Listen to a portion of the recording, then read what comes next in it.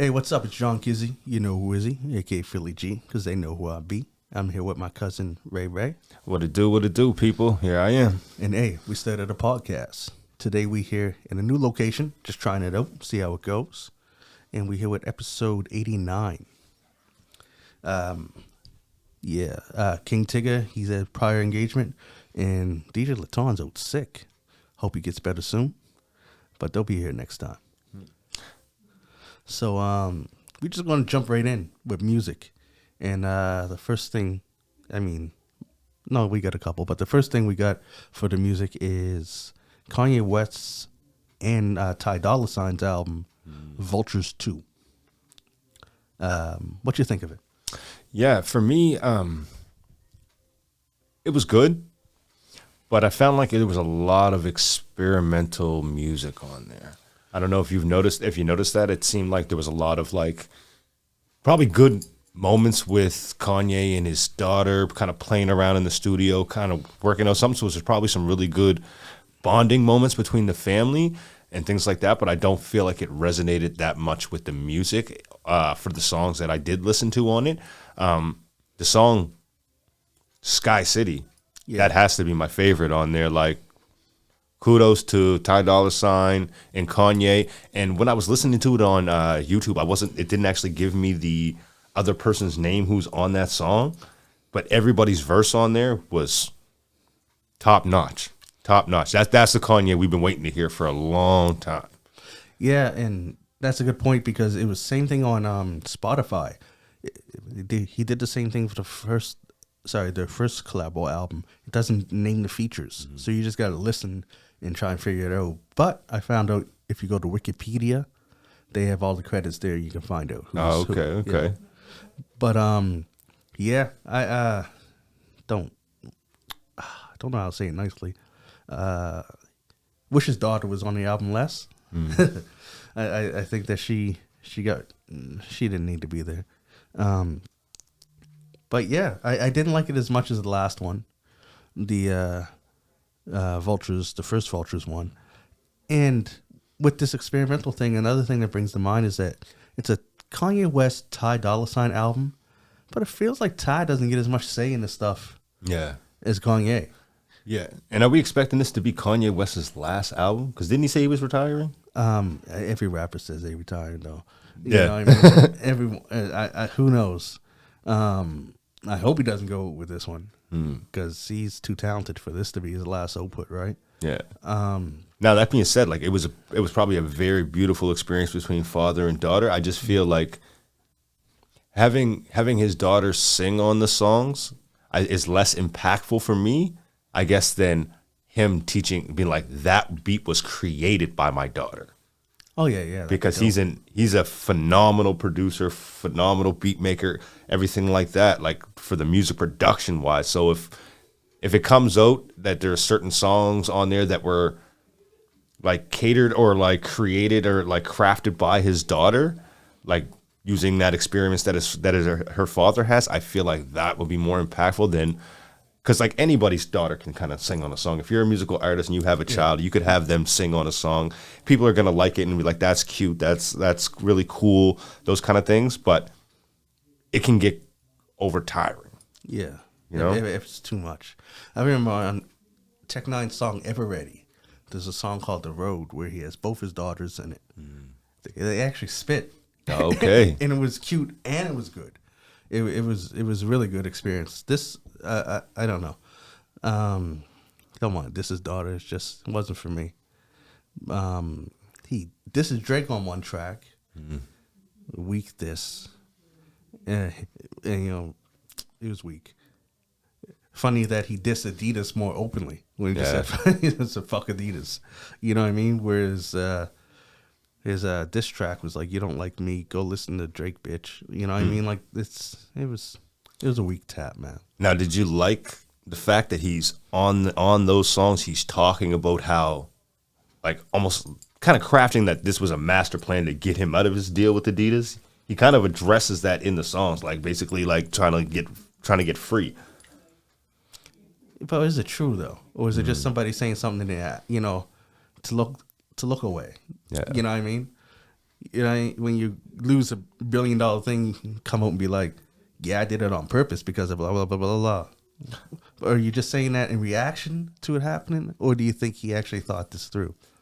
I think he might have thought some of it through, to be quite honest. You think about, like, from the inception of Kanye West, he was very insightful about how he released his music, how he released messages to the public. Like, look what he did. When he said, George Bush don't like black people.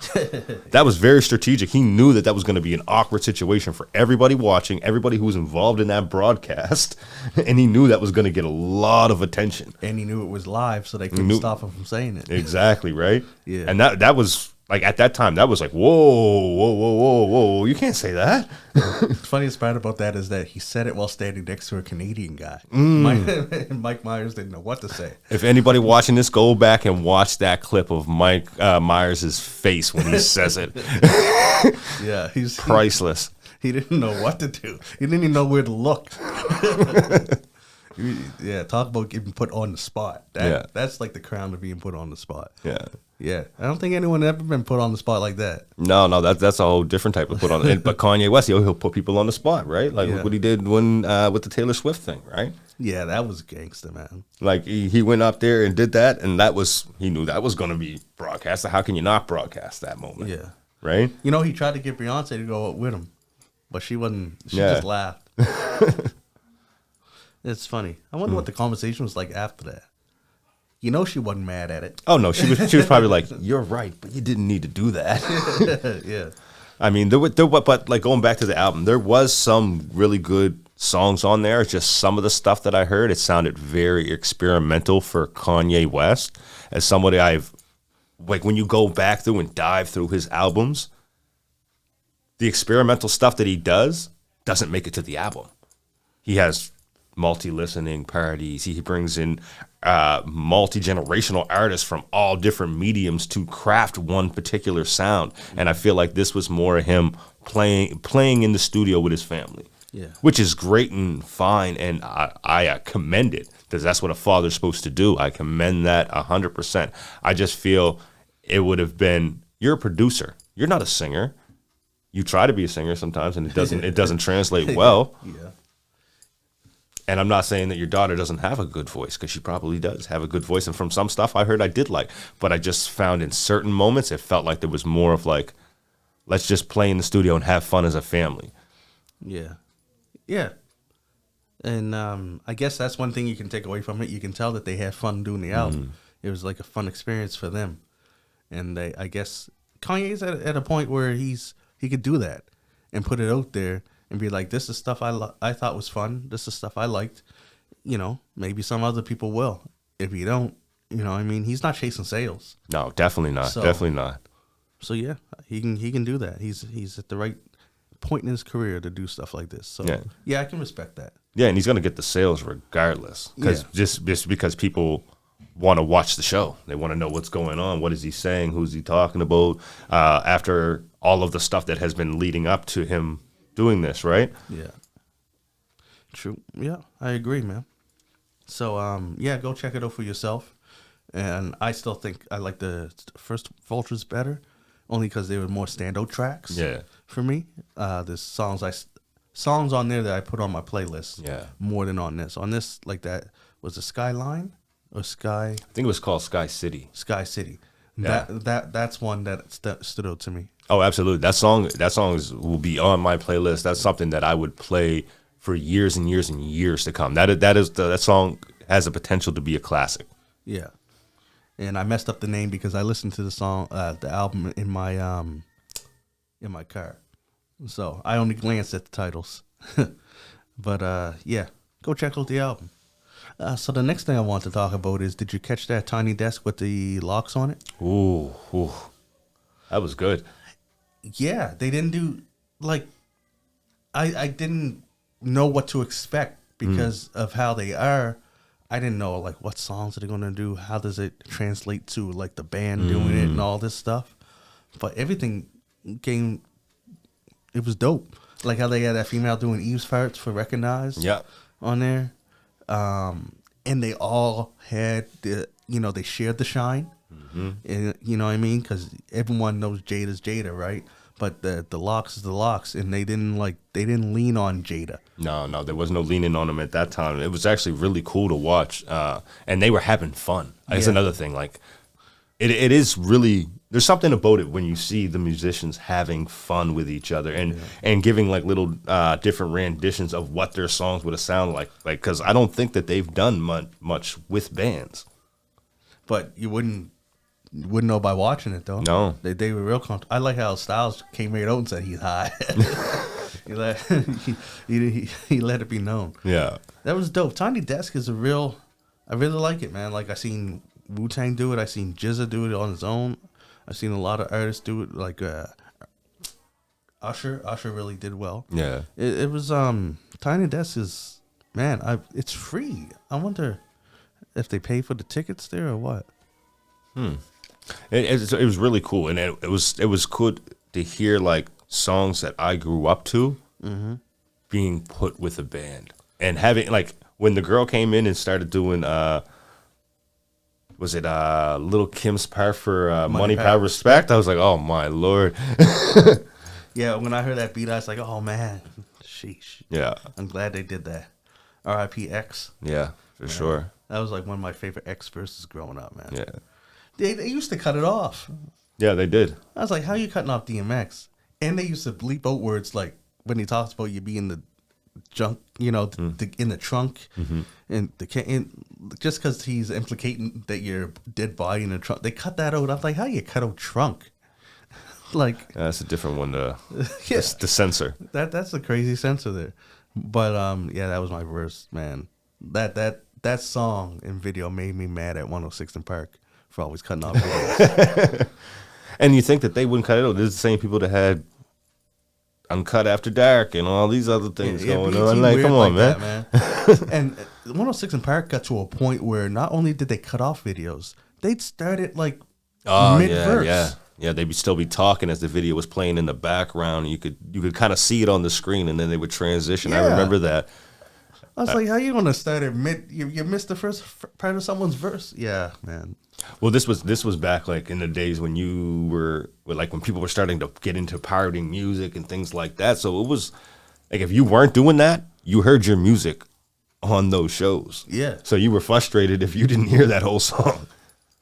Because I remember Rap City on Mush Music does, and you'd hear songs for the first time. And the cool thing about Rap City is it came on like, I think it was around supper time, right? 5 or 6. Yeah. But then it came back on again at 1. It was the same episode. Yeah. So when I seen songs that I liked, I set my VCR to record it later on. And that's how I made like my mix videos. Yeah. Man. Nice. I was the little kid with the Home Alone recorder. Remember the Home Alone recorder, the little silver one that he had in the movie? Yeah. I had one of those, right? So I used to run up to the TV and make my little mixtapes that way, man. Yeah, the things, man. Kids these days won't know what we had to go through to hear a song. Yeah. Tell them they got to go blow in a game to get it to start. Tell somebody, yeah, when we were younger, we didn't get to hear the song when we wanted to. We hoped it was on the radio. And if we missed it, who knows when we're hearing it again. You'd call your friends, be like, yo, they're playing this right now. And you'd have to do that to listen to it. Because you wasn't old enough, or your mom wasn't buying you those tapes with cursing on them. No. So you had to listen to it on the radio. Man, the radio's dead now, though. They just play the same crap over and over again. And there ain't nowhere in Halifax for hip-hop radio.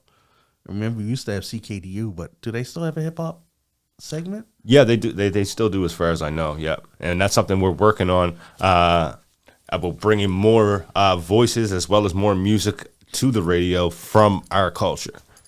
So be on the lookout. Mucho Radio. Nice. Because that's something that we definitely need. Because, yeah, right now it ain't right. Like I'll bring it up here and I'll say it. It pisses me off that we hear Houdini on the radio like every hour on Virgin Radio, every hour. And they never played Kendrick Not Like Us. The number one selling song of 2024. Yeah. And we don't hear it on the radio here. And I went to New York And I can tell you, I drove to New York, drove through Massachusetts, New Hampshire, Connecticut. Anyways, drove down, listened to the radio in 4 different states. And guess what? They play it. So there is a radio-friendly copy of it out there. Number 1 song in the world. In our city, doesn't play it at all. Yeah, I think it said on Spotify at 800 million listens or something like that. No, plays. That was on the video on YouTube. Oh, okay. In just a few weeks, it's up to 800 million views.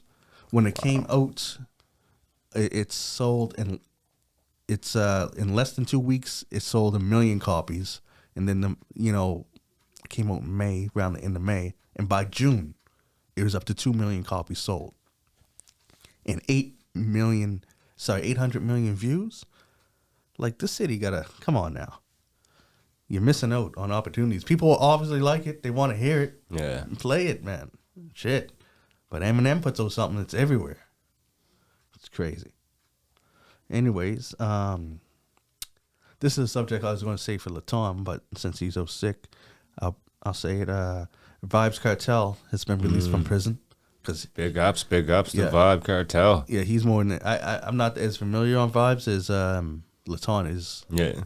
I know the stuff he did with Busta, but I don't know too much of his own stuff. But reading it, I thought he was out because he finished his sentence, but no, his sentence got overturned. Yeah. Found out that one of the jury members got bribed. Yeah, that's a wild thing to think about, because he sat in jail for a long time. And for that to just finally come out that a jury member had been bribed, like... I think it's at 13 years. Yeah.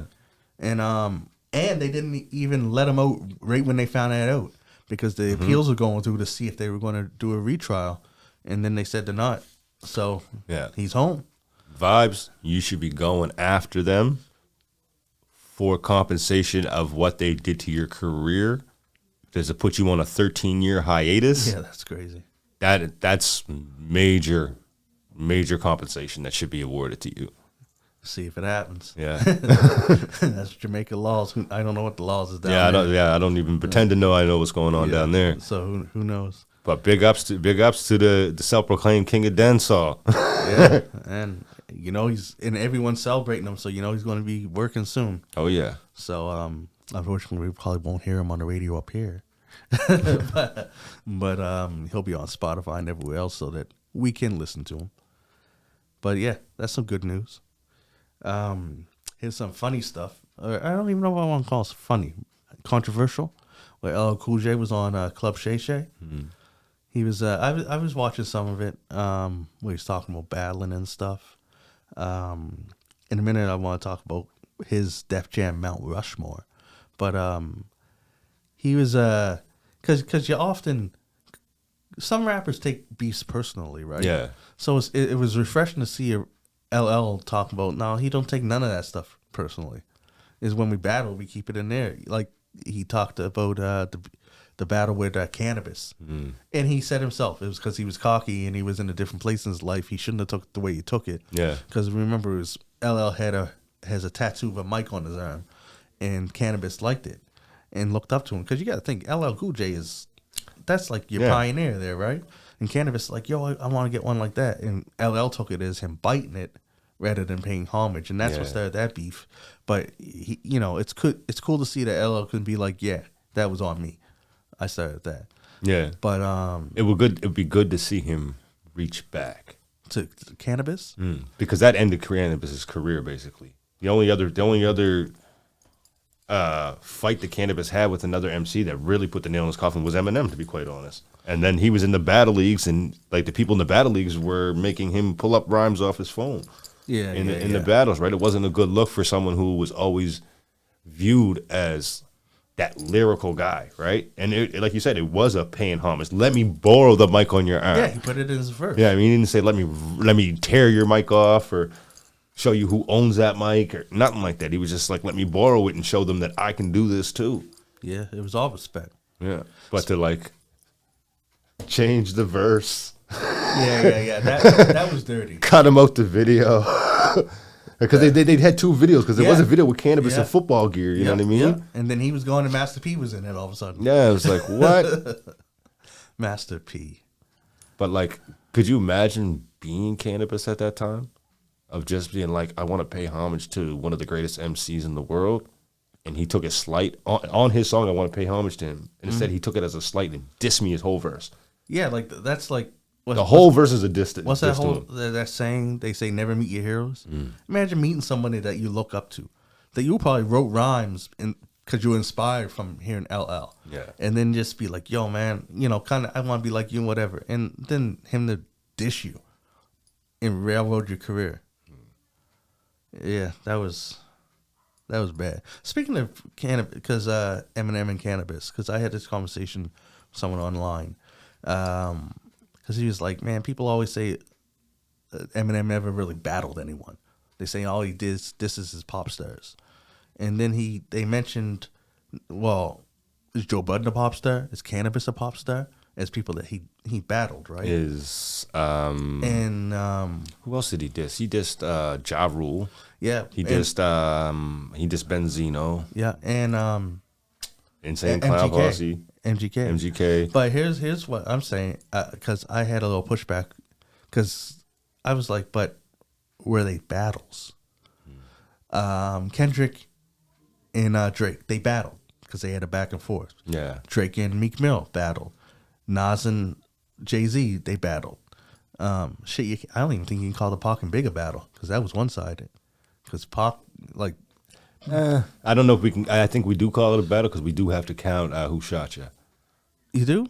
Yeah, I count Who Shot Ya. Okay. If you count that, then yes, it's a battle. But putting a line here and there in a song is not you battling somebody.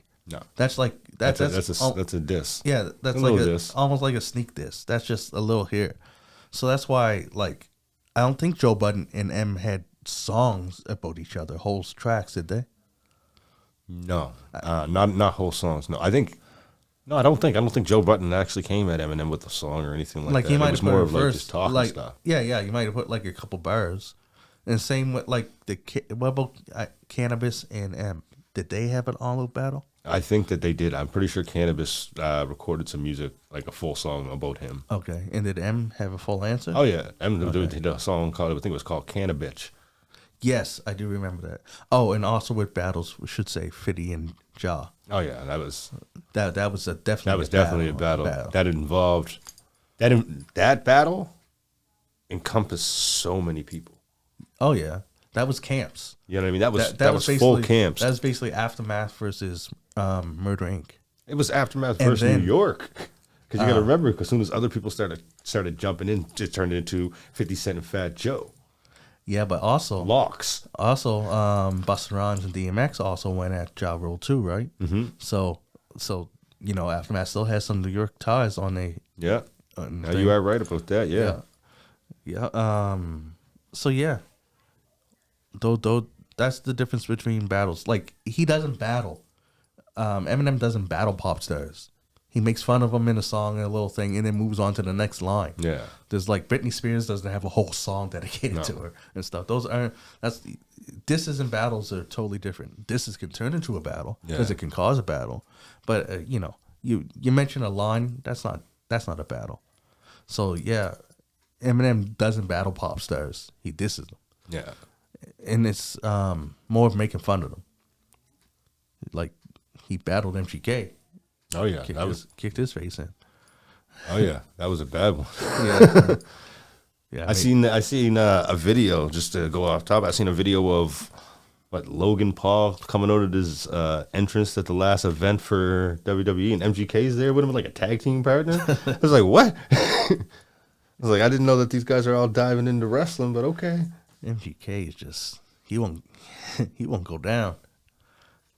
He's staying in the spotlight. Got himself making Fox, and well, the thing about the guy is, like, when you actually really think about MGK, like, when you put past the him dissing Eminem and that kind of messed up a lot of the stuff with it, like with his momentum, he can do street rap, he can bar you down, he can do rock music, he can act, and now if he's doing physical performances with wrestling, he's got some talent. I agree with some of that. Yeah, I don't know if he can bury you down because I've never. His bars don't hit me like. I don't know. It's a very slippery slope depending on who you compare him to. That's what I mean, and I'm comparing with people I've seen him with. Yeah, like he's been on tracks with Tech Nine, and I can't say he buried him down. Instead that's a Tech. You know what I mean? No. And then you're going toe to toe with M. You know what I mean? The thing is, there's so many tiers in hip hop that to me, MGK is nowhere near like the top tier. No.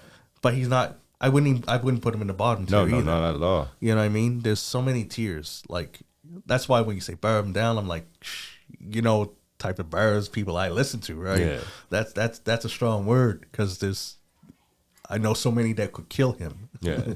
You gotta listen to that. Do you ever hear his song "Will Cleveland"? It's like a black and white video. Nah, it rings a bell. I can't remember it though. It rings a bell. Yeah, he's all in the hood with his people and stuff like that, and it's a straight hip hop song, right? Yeah. So I respect that from him, and then see him do different stuff of being versatile with other musical outlets. Like a lot of people didn't like when Lil Wayne did a rock album. I liked it because it showed that versatility of his flow and of his creation, right? It maybe didn't do as well as his hip hop albums, but it was good to see somebody step out of that normal hip hop genre and show that I can do this kind of music as well. Yeah, I respect that. Anyways, I'm sorry, we went off topic. We were talking about LL. The thing that has some controversy where he chose his Def Jam Mount Rushmore, and people were mad that he didn't have Kanye, Jay-Z, and who was the other person? Kanye, Jay-Z, someone else, DMX on there, because LL said his Mount Rushmore of Def Jam is himself, LL Cool J, of course. Yep. The Beastie Boys. Yep. Public Enemy. Yep. Not mad at any of them so far. And Slick Rick. You got to look at the era that he came from. That's what I'm saying. Right. And you gotta say there'd be no Def Jam without them. Yep. There wouldn't be any LL without them. Yeah. You know what I mean? Because Def Jam was a movement at that time, right? Yeah. With all of those guys together, right? So I don't see any controversy there. I'm just saying that younger people can't relate and don't know the history. Yeah. So that's why they think it's controversial. Well, and the funny thing is, some people would hear even those names that got left off it, and still think that there should be other ones. Yeah. You know what I mean? True that. But yeah, I like his list. I like his list. Of course, I'm from a different era than LL. He's older than me, so my list would have been different. Because my Def Jam list would have probably been like what? X, Meth. Yep. Who else put me on the Def Jam? Method Man, DMX, and I would have to say Jay-Z and probably Kanye to round it out. Yeah. Some people would say Ja, because see, Ja's beef went so bad that people won't show him the respect for what he did before that. Absolutely. Ja did run things. Yeah, 50 Cent beat him back. That, you know what it would be like? What this would be like? Comparable to like if, like right now, if Drake could make a comeback. And then people later on acting like Drake wasn't running the game for 15 years before Kendrick dethroned him.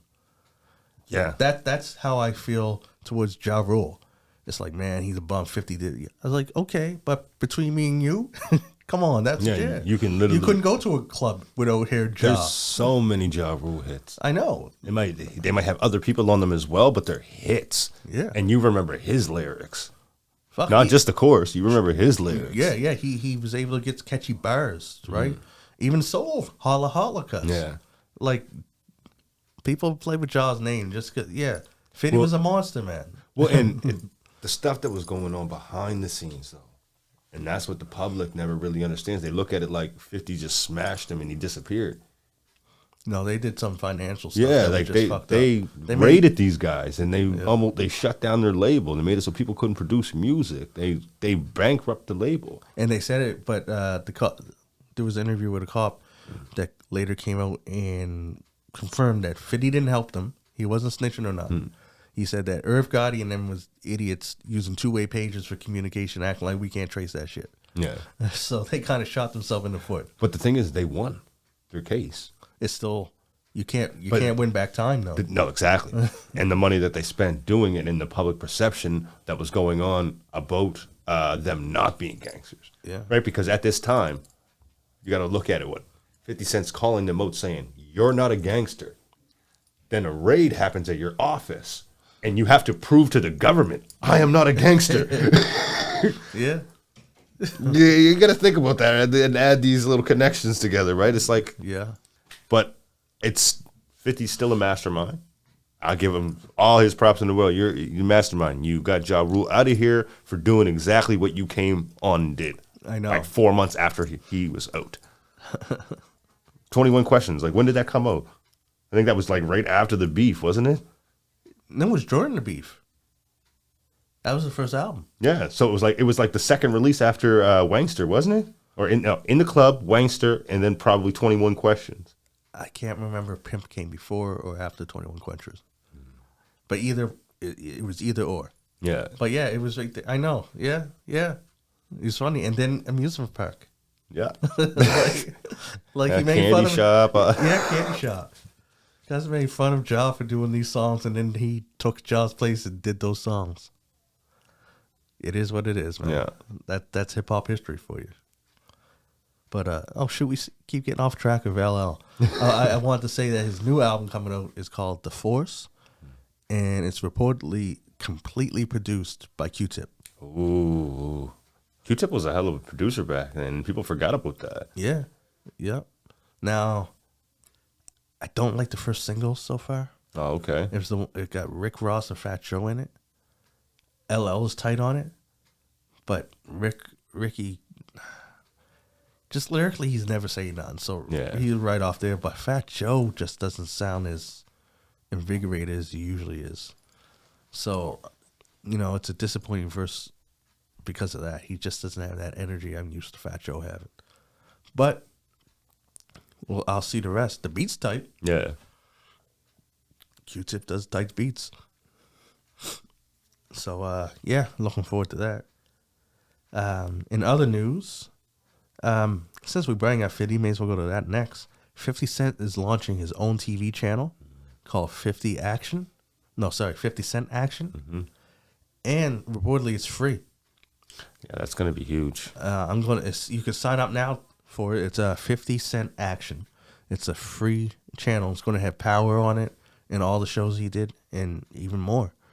So that's dope if he keeps it free. Yeah. See, I think he's able to do it because it doesn't say it's non-advertising, right? No commercials. Yeah. And that's how you can make your money and keep it free. And the Power series is already a blockbuster type series, right? This is it. So that's I haven't seen any of the Power because I didn't have Crave TV and I didn't have Stars and that stuff. Oh, you're missing out. I know. Well, I won't if it's free and I can watch it there, right?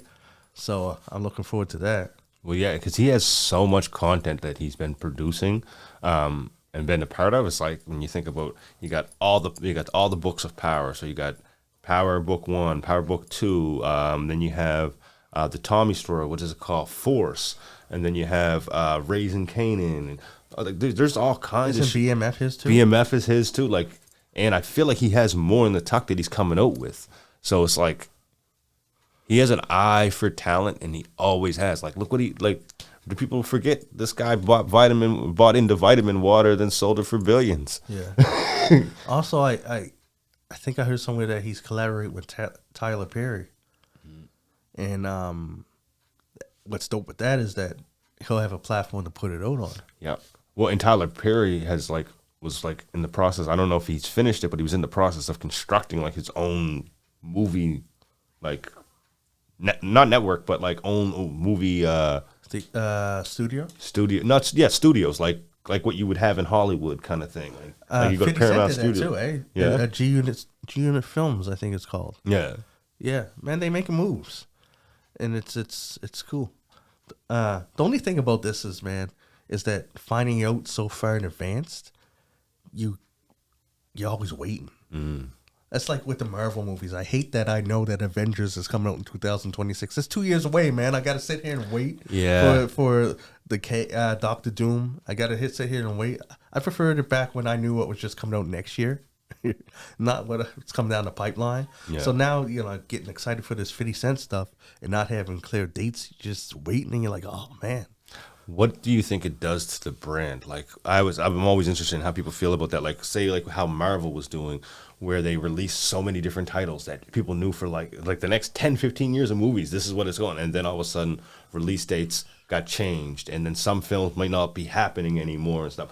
Do you feel like that tarnishes the brand a little bit? I don't want to say tarnishes the brand. I'd say it's like a double-edged sword.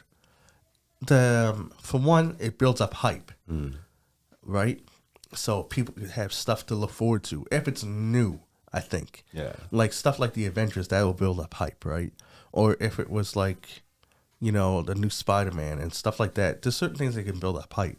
But I think the downfall is that because it's a cinematic universe, you can it can take away some of the excitement because it takes away surprises.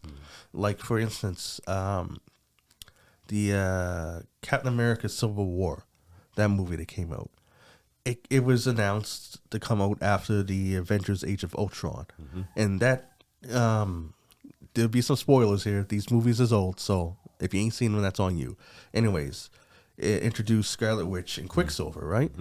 And then they said that Civil War will bring back all the heroes, and it showed who was coming back. And then mentions Quicksilver. So then it's no surprise when Quicksilver dies. Yeah. Because he's not in the next movie. What are you going to say? He's on vacation? No, why aren't you in the next movie? So stuff like that, giving away stuff like that can dead the storyline because you'll always... comic book movies are predictable as it is. You don't go to a Spider-Man movie like, oh, he's going to die in this one. No, he's going to win in the end, right? But if it's a teen movie, there could be some tragedy and stuff. So to have like Avengers 1 out, this is just an example, this ain't happening. Avengers 1 out and have 6 of them and announce Avengers 2 and then have the cast but only have 5 of them, you're like, okay. I'm going into Avengers 1 already knowing dude's going to get capped. Yeah. You know what I mean? So I don't like that. And then also another thing is that now Marvel's better than this than what's the other? DC. Yeah. DC's more reactive. Like Marvel will do a movie and if it doesn't sell well, they still go course. Yeah. Because they have a vision.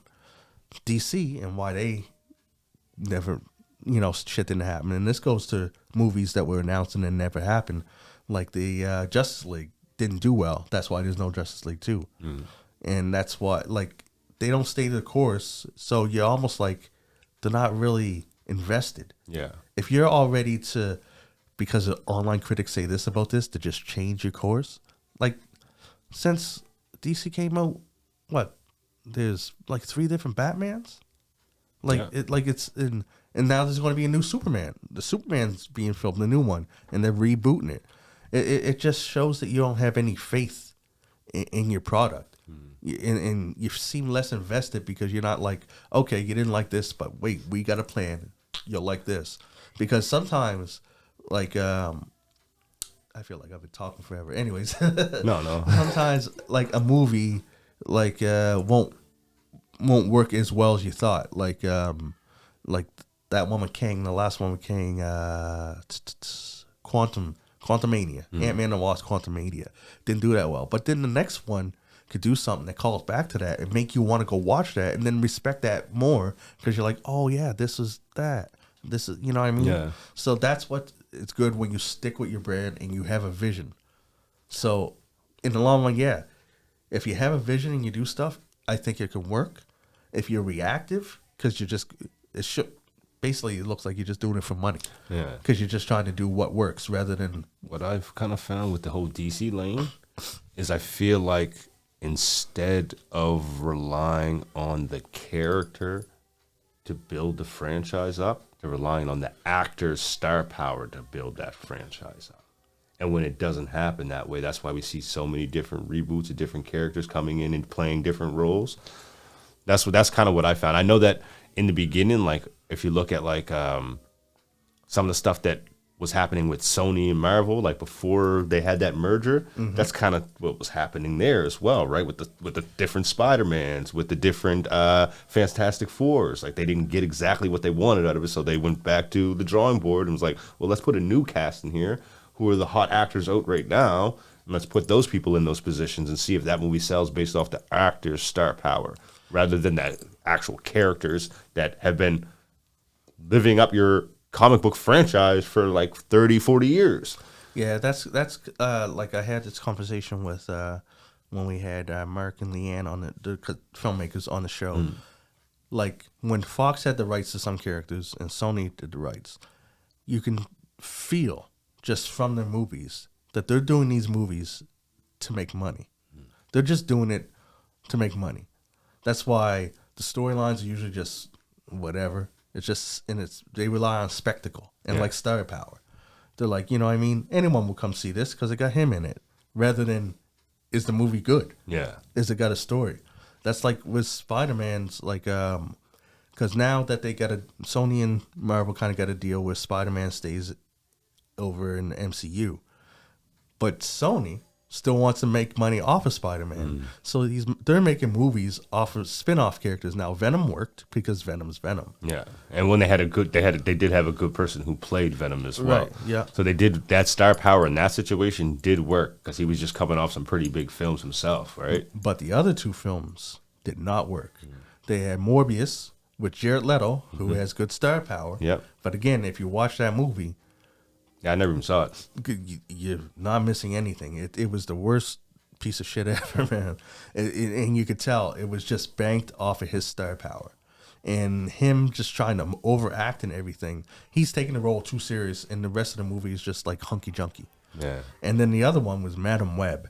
And that was Dakota Johnson from 50 Shades of Grey.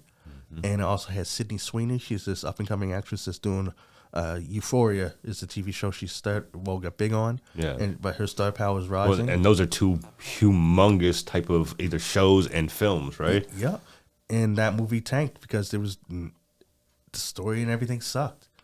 It's like you could tell they don't have a vision. And then it doesn't help that the actors afterwards kind of trashed the movie. But I think that's bad taste. If you're in the movie, stand by it, whether it bombs or if it does well. Yeah. You did it. You acted. You know what I mean? Anyways, but yeah, that's why MCU's people are saying they're falling off because people call them woke. Apparently, if a movie doesn't have a set amount of white male leads, it's woke. But I ignore all that. The movies was good, but DC. I hope with this new reboot that they get it right, man. They just got to stop competing with Marvel. Yeah. They're trying to be where Marvel is now rather than go through the steps that Marvel got to go there. Marvel didn't start Iron Man 1 with all these plans. No. They just started it, it worked, and then they went on to Incredible Hulk, and that worked. And then later on, they're like, hey, this is working. We can bring them together. That's what DC should do. Instead, they already put out a roadmap, and it's like, yeah, that's what we're doing. But they don't stick to it. Yeah. As soon as one movie doesn't work, they change the whole thing. And yeah, if you don't stick to your roadmap, it makes your franchise look unreliable. Yeah, it looks like and shaky. Like I said, it looks like you have no faith in your own franchise. Yeah. So, or the people you're working with, and that's why directors leave. And yeah, but that was quite the tangent. That was off of 50 Cent. Oh, I should also mention 50 Cent won a $1 billion. He didn't win the $1 billion. It was a $1 billion lawsuit against him. Yeah, with someone saying that power was based off him. I forget. Was it Supreme? No. It was this I can't remember the guy's name, but he was a drug lord during a certain time period. The part that kind of got me on it was like the former drug lord suing 50 Cent, and then within the lawsuit as well, he was claiming that 50 Cent and his people were threatening him and his family. And I was like, wait a minute, aren't you what 50 Cent claims to be on his music? Okay. People just, I don't know, man. That's one thing about the United States. You can get sued for anything. Yeah. People just make up shit. Doesn't even have to make sense. Well, and the thing about it is I don't know. Maybe I'm wrong. Fry me in the comments if I am. But to go into a court case and say that this character is based off of me about a character who openly commits murder and sells drugs, I'm like, what's going on here? Yeah. Aren't you opening up a case on yourself? Or It seems like you're snitching on yourself. like, it just seems like you're setting up for future problems. Yeah, that's what it seems like, man. I don't know. It made no sense. Glad 51 because that was crazy. It's like you can't make fiction no more. If you make a story that could be like somebody and they're like, yo, I did that. Hey, he's talking about me. I'm suing. Nah, man, get out of here with that. Speaking of law stuff, Cardi B filed for divorce again from Offset, and then at the same time announced that she's pregnant with the third child. And says how he's a good father and they do a lot. Like, it must just be cheating again. Because that's the last night. He keeps cheating on her. Yeah. I don't even know what to say about that. Yeah, and there's all, it's the rumor mill, right? There's back and forth. She's doing this, he's doing that, whatever. Then they're together, then they're not. It's like could have just been like Private? it could have been private, but could their relationship be two people who were initially put together as a star power couple, and then they just kind of fell for each other? Oh, that's a good question. Because you got to think about it, like, what is it, Offset? He was just a member of the group, right? Yeah, Migos. Yeah, he was just a member of the group. He wasn't like the Quavo was the standout. But as soon as he got with Cardi B, he was now the standout. Right? I wonder. I don't know, man. I'm just saying. I don't know. Because I do hear that they do set up dates like that and try and make power couples. Yeah. It could be. A lot of people say that about Jay-Z and Beyonce. Mm-hmm. They look at the two of them together and like, how could she with him?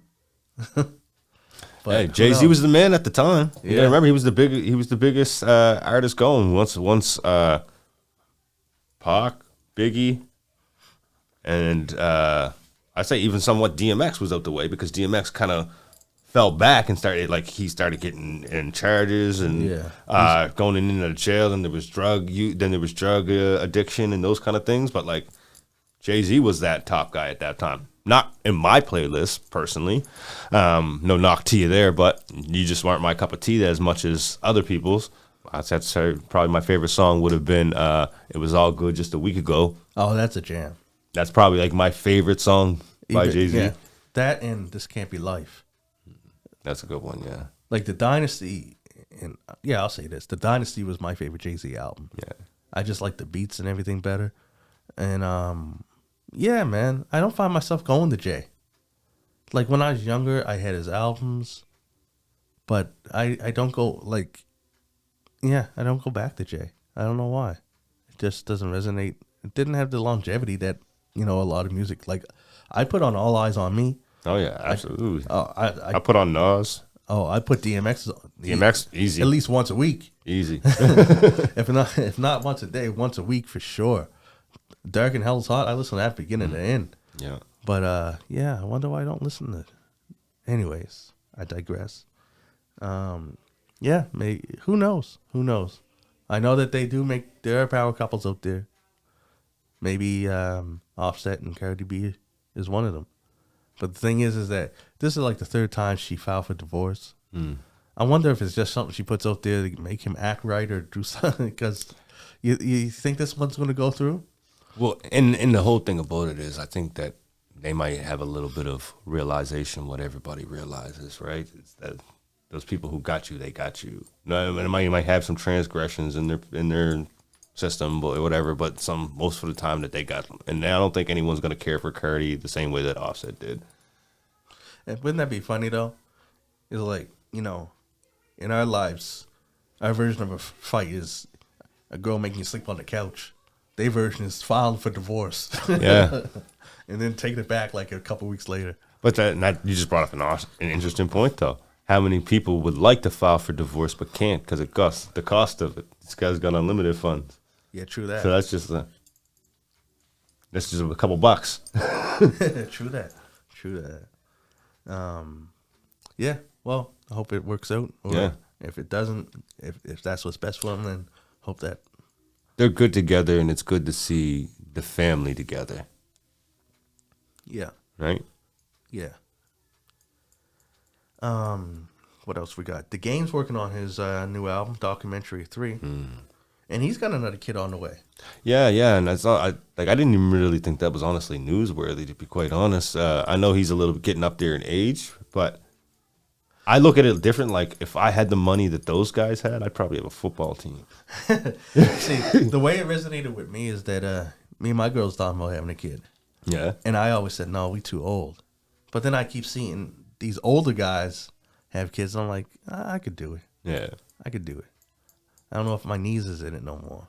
I might have to get one of those things to strap them on rather than carry them. Yeah. But yeah, I could do it.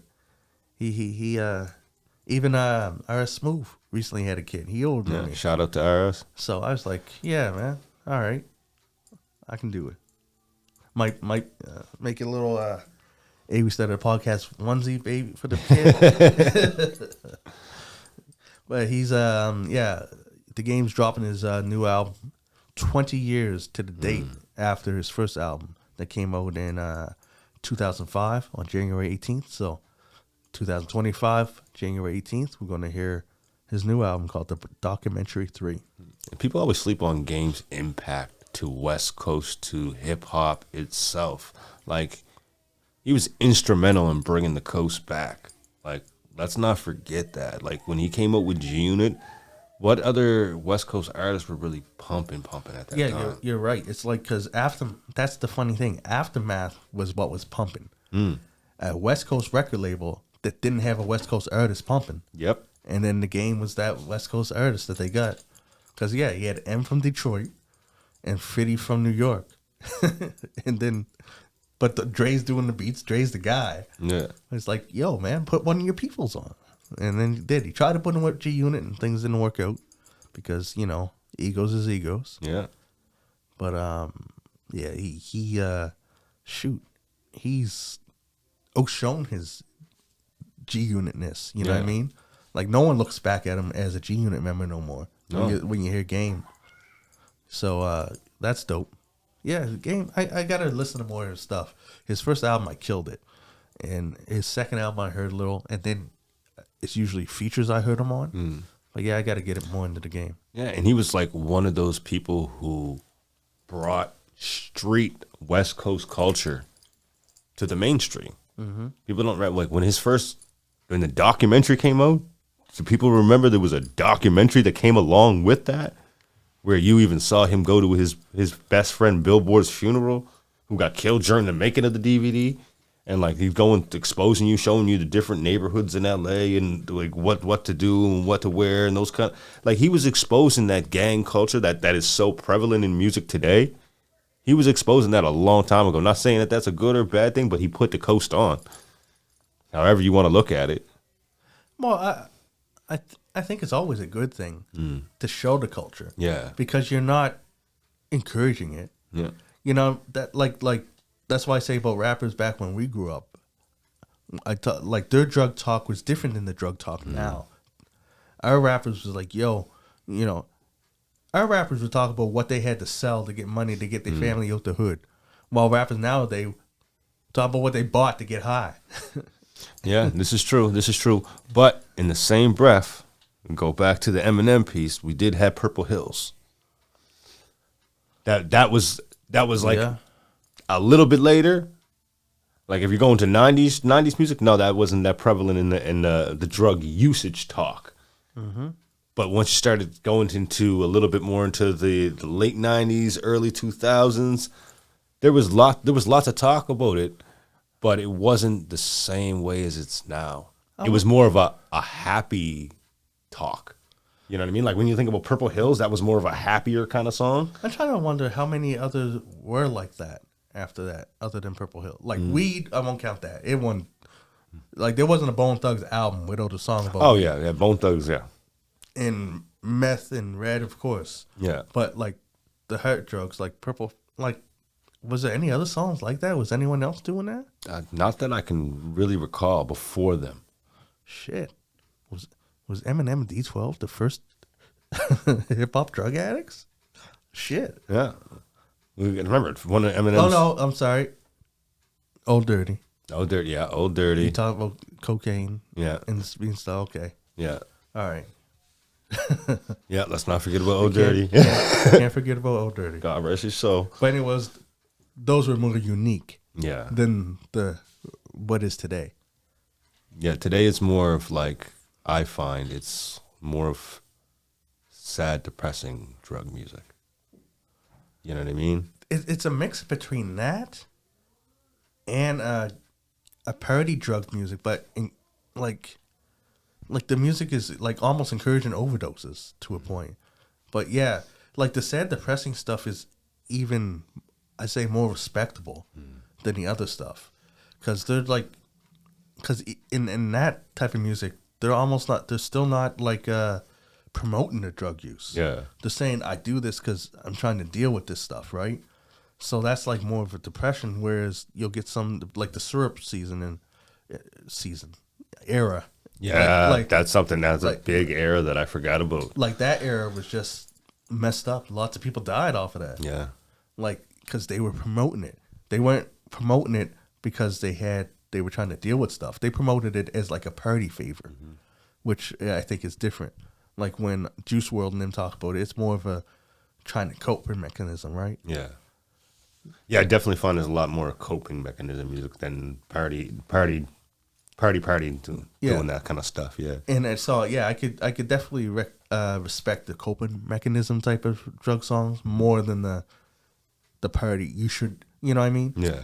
Because even on that note, they're not promoting it. They're like, yo, y'all shouldn't do this. I don't want to be doing this either. Yeah. But it's helped me through this. But yeah, it is what it is, man. What we got on that list? We keep going off and off and off. Yeah. We almost done. Shoot, we already talked about this. Not Like Us, best-selling song in 2024. Yeah, that's a big feat. Yeah, I'm just going to say it again.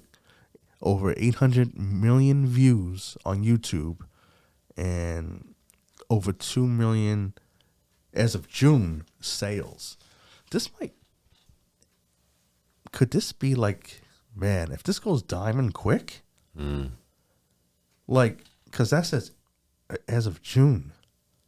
It's August now. Like, man, I got to see the numbers, man. This gotta, and this brings me into the next thing that is disappointing. You heard those numbers, right? So tell me why, for the best hip hop nominees for MTV Video Music Awards, I'll say it again, MTV Video Music Awards. Yeah, trying to get that Moon Man. Kendrick ain't on there for best hip hop. He's on there for Song of the Year, but he ain't on there for best hip hop. You know who's on there? Rich Baby Daddy by Drake, Houdini by Eminem, Yo Glow by Glorilla, Fuck You Mean by Gunna. I like that song. Boa by Megan Thee Stallion, and Fiend by Travis Scott and Playboi Carti. None of them coming close to the views that Not Like Us have it, but Not Like Us isn't nominated there. Yeah. What's up with that? I don't know. My prediction is Eminem for that one. Of course. Like but not even just based off the race or anything like that. It's just based off of those songs there. I think that, I think it holds a candle over all those other ones, to be quite honest. I personally think that Eminem shouldn't even be in it because I think it's too new. Like a month ago. Yeah, that is true. Like, and it's already nominated. That's not fair. But his rollout for it though has been pretty crazy, man. Like, I don't know if you saw any of the side by side interviews with him talking to Slim Shady. Yeah. Like those are genius in itself because he's talking like I'm a grown man. I grew out of this, and Slim Shady's just getting him like. Those albums sucked. Like, I wasn't feeling none of those. He said, all those people are coming for me. Right? But my question is, like, when's the cutoff for these nominations, though? You know what I mean? Yeah. How could it get nominated so quickly? That's my only issue. Yeah, it seems very freaking fast. And a song that's been lighting it up isn't on it. We don't even got a Killer Mike on there. Yeah, I don't see any of those other songs to be quite. I like Gorilla. She got some good songs. That Rich Baby Daddy one, I'm not a fan of that at all. In my opinion, Sexy Red ruins that song. Well, that song, the only reason that I think it's got as much attention as it did because of the controversy around it coming out, right? Where they like, is he really your baby's daddy? You know, there was so much of that going around. I think that's why that was propelled to. I actually like the video. I mean, the video's funny, and like as far as liking the song, I like the verses, the beat, but. Sexy Red's, I don't know how she's famous. Her voice is just, she don't have a voice suited for music, in my opinion. Like, yeah, she ruins the chorus, but then SZA comes in and sings, so I can see why it's there. But still, how long has that been out compared to Houdini? Yeah, that's had a long shelf life compared to that Houdini, that's for sure. And the thing is like, I'm a Kendrick fan, and I don't want to sound like I'm always championing this song, but what it's doing in the numbers, it's like people, how are they not letting the numbers and stuff speak for these nominations? Like how it should be on the list. Yeah. Even if it lost, maybe they don't, you know what? Maybe it's strategic. Maybe they want to give it to Houdini. But there'd be some shit if Houdini beat Not Like Us. I think Houdini's going to win it. And this might be my going into conspiracy theory bag here for a minute, but who, out of all those artists there, who relates more to the MTV audience? That's why Eminem. You know what I mean? Yeah. How long has he been going back and forth with MTV stuff? His whole career, right? Yeah. I agree with you. I think Eminem's winning. Yeah. And that's why I think they didn't put Not Like Us in it, because I think Eminem beating Kendrick when it's the biggest song of the year, that would be a problem. Yeah. Because people would be like, because they'd make it into a race thing. Oh, absolutely. They'd be like, how is him? Because even if you look at it, yeah, man, like, Not Like Us was before Houdini. But it might be the way that it was registered. Like, because I remember that, like, when Not Like Us came out, there was some weird thing around like the music registration piece of it. I don't know. Yeah, I think it wasn't on certain platforms in the beginning and things like that, and then it got released to platforms after a minute. Are you sure it was Not Like Us? I thought that was one of the Euphoria or one. No, Meet the Grams was like that. I'm pretty sure, but I was pretty sure Not Like Us was like that as well. Because I thought that. Fry me in the comments if I'm wrong, man. Our music lovers, you got to let us know. Yeah. True that. I know. I think it was Euphoria. And Meet the Grams, because they was on YouTube first, and then a little later came to Spotify. But I don't know. But Not Like Us came out like 9 hours after Drake dropped something. I know, but I do feel like it came out right to Spotify. Yeah, because they had the picture of his house and everything. Like I remember. No, I remember it came on YouTube. I was watching a video of DJ Academics getting ready to break down the Drake song, and he was like literally snapping through off his head. He was like, he just dropped. And then he started breaking down the Kendrick thing, right? That was the best strategy ever, man. Fuck. Yeah, he's just waiting in the tuck. I know the next battle, whoever is between, they're going to try and replicate that one. Yeah. Because, that was a sweet move, man. How do you personally feel looking at Kendrick's catalog and this being his highest selling song? Do you feel like that's good, or do you feel like it's right, or do you feel like there's other songs in his catalog that should outweigh this? Is it the highest already, or is it it's just the fastest? Well, it's got to be all right though. Well, that's been out for a while, so it might. Check the numbers, man. Yeah. We got to check the numbers. Yeah, we can't check the numbers right here in real time. Yeah. So, but if it is, it's hard to be mad at it because it's a jam. But I know his catalog, he got so much better in it. Yeah. Like the vibe of the song, the chorus in the song is great. I love it, and it's something to vibe to, and it's that dance anthem for the entire coast. Yeah, right. Just I try to get my mind past it. I see kids now censoring themselves, but for the first bit, watching kids walk around saying "certified lover boy," "certified pedophile," like watching all the young kids say that was hard to take in. I was just like, do they know what they're saying? Yeah. And the funny, crazy thing is that those aren't even the dopest lines in the song. Yeah, I know. That third verse when he breaks down Drake and Atlanta. That's because like that's the verse. That was the one where Drake just packed his bags. Yeah, and was like, let me go back to Toronto for a bit. He speaking of that, he announced he's doing an joint album with Party Next Door, which is, I hope it's good. The thing is, Party Next Door, man, he's like, felt like it was catfished by him, man. In what way? Like that song, "You're Not Nice" by him. One of my favorite songs of all time. Made me run to his music. Nothing touches it. Yeah. I was like, man, really? And listening to his music and like all of his, just like, I was like, man, it's nothing compares to it to me. Yeah. Like just the feel, the vibe to that, like the beat, the everything, man. That song is just, that's on my playlists, But that is the only song by him I have on a playlist. Yeah. Yeah, I can't say that I have him on a playlist, but he's not someone like I'm gonna run to turn off if I hear them play it. Like I'm gonna vibe to his music, but it's not like something I would go to myself. Yeah. Saying like that. But anyways, them together on Drake, when he's in that R&B bag, he's unstoppable. Yeah. So I'm looking forward to it. Last but not least, mentioned the I think last pod we mentioned about what happened in Africville, and now we have my cousin put me onto a GoFundMe for Tutu. She got shot in a bullet in her back, I believe. Yeah, she's currently in recovery as far as my understanding. In good spirits, but still in a very rough spot. Prayers up to the family. Prayers up to the community that's supporting them. And there is a GoFundMe that's active right now. If you want to get out there and do your support, do your part in supporting that family. Again, like we said, there's a GoFundMe on there. Share it on your page. Let people know about it. Community needs the help, and community needs to see that support.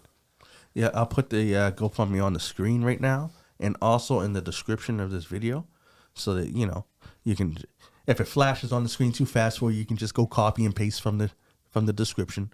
Yeah. And go show support, man. Yeah, and also this weekend, I think it's the 13th, or not the 13th. What's this? The 10th or 11th?